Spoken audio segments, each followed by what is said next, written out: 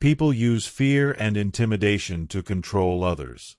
This idea comes from, of all places, the home. More often than not, parents use aggressive forms of punishment to discipline their children.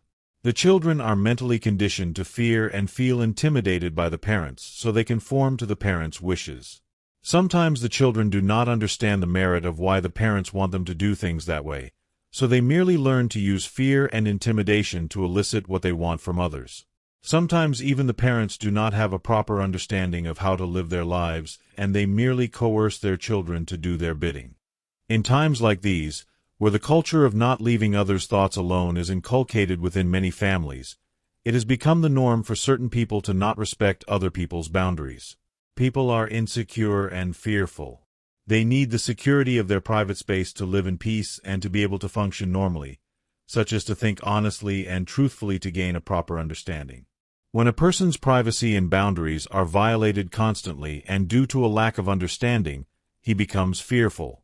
When this happens, he tries to intimidate others to leave him alone. But sometimes the odds are against him.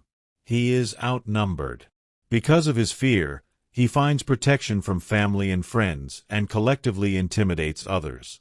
This makes them more formidable. But this kind of behavior does not solve their own fear. They only cause other people to fear them.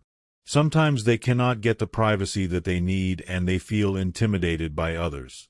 Because their minds have been conditioned to fear intimidation, they are fearful of those who violate their privacy and intimidate them.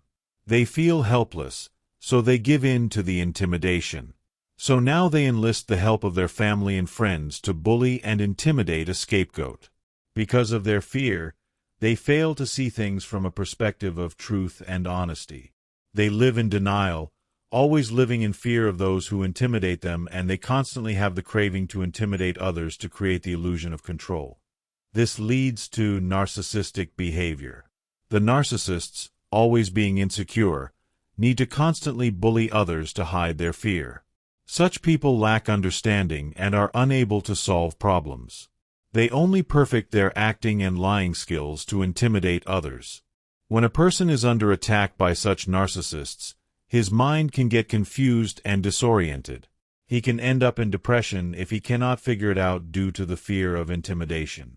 So a person must have the courage to speak and think the truth and be objective to get a proper understanding to solve his problems. He can only find peace and confidence if he is able to overcome his fear. This can be quite challenging in times like these. Be prosperous and share happiness.